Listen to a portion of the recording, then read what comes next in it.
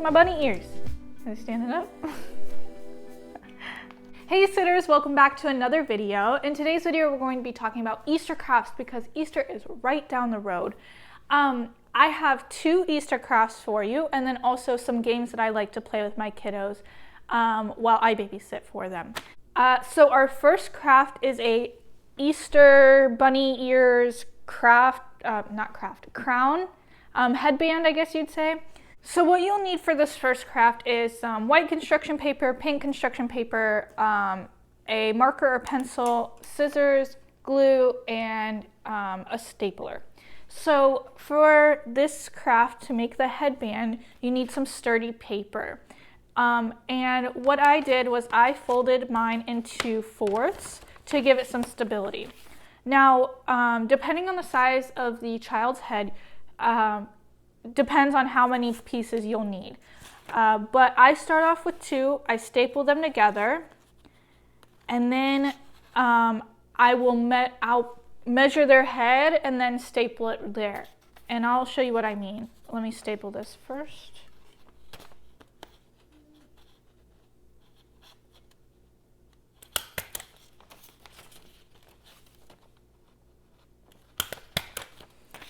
All right.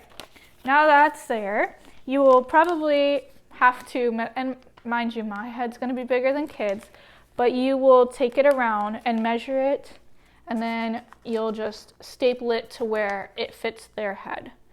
All right, so there's my headband. Now we're going to add the ears to them, and for that you'll just need white construction paper and pink construction paper. I'm going to set that aside. So I already drew out my but I already drew out what I want my ears to look like. So I have the outer ears, which are, not the outer ears, the outer part of the ear, which is white, and then the inside of the ear, which is pink. So I'm gonna go ahead and cut those out real quick, glue them together.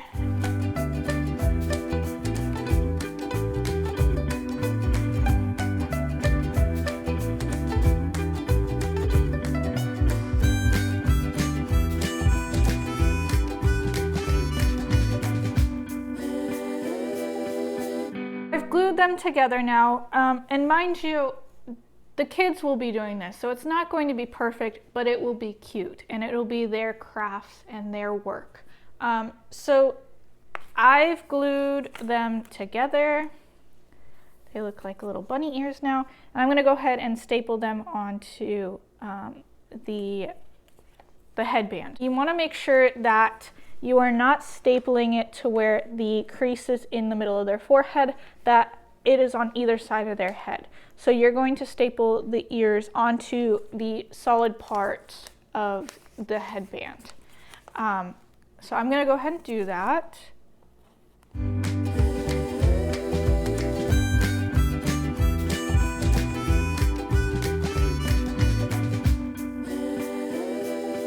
So now here are my bunny ears. And it's a little small for my head, but the kids will have smaller heads than me. So there's the first craft, my Easter bunny ears, headband, crown, whatever the kids want to call it. So for our next craft, we're going to be making, it's just a picture with a painted picture with a bunny stamp, but we're going to make the bunny stamp. So what you're going to need is, I'm using green construction paper. It doesn't really matter, just don't use the same color as the paint you're using for your background. So I'm using white paint in a green background.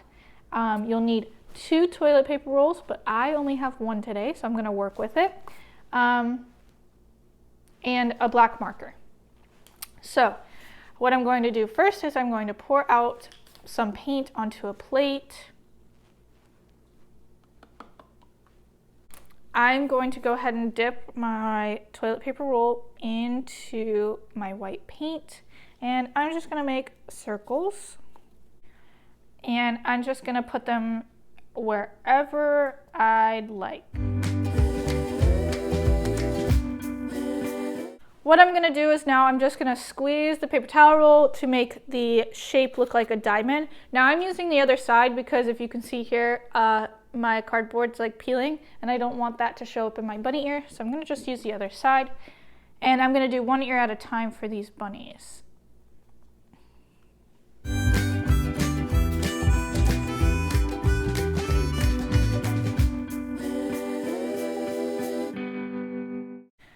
So now that I've done all my bunnies, I'm going to let it dry just for a few seconds, few minutes, and I'm going to go, actually I could do it, but if the kids are doing it, I would let it dry and then go back through and make faces. You can also, if you have a second paper towel roll, make the same shape and make carrots for the bunnies. So you can do that with orange paint.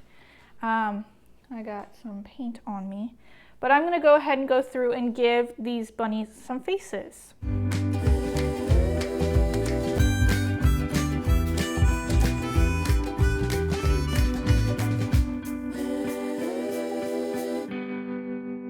So this is just a little painting. It's not too extravagant, but you can, if you want to add color to it, you could absolutely do that by putting carrots in there, by coloring them in there, or painting them in there like I was talking about earlier. So this is my project. I usually write on the paper Happy Easter for the kids to the parents. So I could just add that down here on the bottom. But there's my little bunnies, my bunny paper. Now for the games that I like to play with the kids. When I was younger, our neighborhood threw parties for every occasion. And with Easter came big Easter egg hunts with all the kids. Now mind you, in the neighborhood there were kids from ages 4 to 12. So you had a wide range there. And to make it fair, my parents would line us all up on next to the street, and they would have hid Easter eggs in the yard across the street.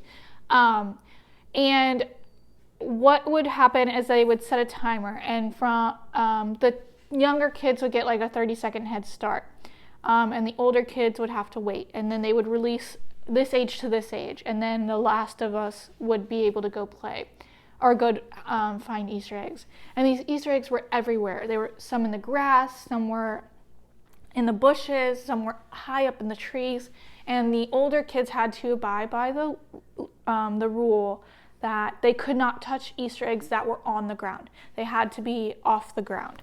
So it was fair. Everybody got Easter eggs, everybody loved it, and then we could go into the house and trade whatever was in the Easter eggs. And it was so much fun. It was such a good memory. We talk about it every year. So I've wanted to kind of incorporate that with the kids that I babysit as well, because it was so much fun for us when we were kids. And by doing that, I kind of put a little twist on my the Easter egg hunt. So as babysitters, we babysit during the night usually. And when it's dark out, I don't like taking the kids outside the house, and most parents aren't comfortable with that anyways. So what I do is I have two different versions of the game.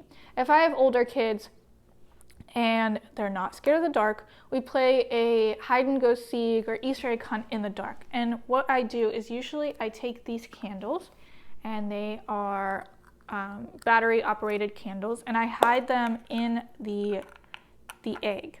So there's my candle. I'm going to go ahead and put it into the egg, and you can see how it makes the egg glow. So when they're looking for it in the dark, they can find it.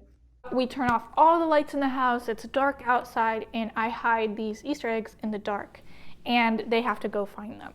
Now, if you have two different age groups, younger and older, and the younger kids don't really like the dark, I just hide Easter eggs like my parents did for me when we were younger, and we let the little kids have a head start, and then the big kids have to wait, and same rules apply. You can't touch any of the eggs that are on the ground. And then sometimes we sprinkle in golden eggs, and if they find a golden egg, they get a bigger prize. So you can make Easter egg hunts so much fun. And if you really want to put stuff inside, which I mean, you're trying to make money, not spend money, but it's up to you. You can put stuff in there besides candy, like small animal figures, stickers, rings, tattoos. There's so much you can do instead of candy. You don't want to give the kids sugar while you're watching them. That's not a good idea. So the next game I have for you guys is the Easter egg relay race. This one's great for if you are babysitting on like a Saturday during the day, and you can get outside. So I'm sure you've seen it being played or you've played it yourself, but it's the one where you have to keep the egg on the spoon and do a bunch of relay activities or a obstacle course, and you have to keep the egg on the spoon without dropping it. If you drop it, you have to pick up the egg and start over at the start line and go through the course again. And whoever has it in the fastest time wins. Now, I have a bigger spoon for the younger kids, and to make it more challenging for the older kids, I give them a smaller spoon. There's a lot of things that you can do with these little plastic eggs. There's a lot of games and crafts out there that you just have to look up and go do and recreate. And they're really cheap. They're only like $2 for a bag. But don't forget to have your kiddos wear their Easter egg hat. I can feel these. While they're playing these games. Make sure you take lots of pictures for the parents while you do this.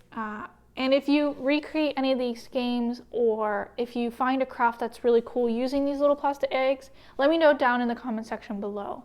Happy Easter, and I'll see you guys in the next video.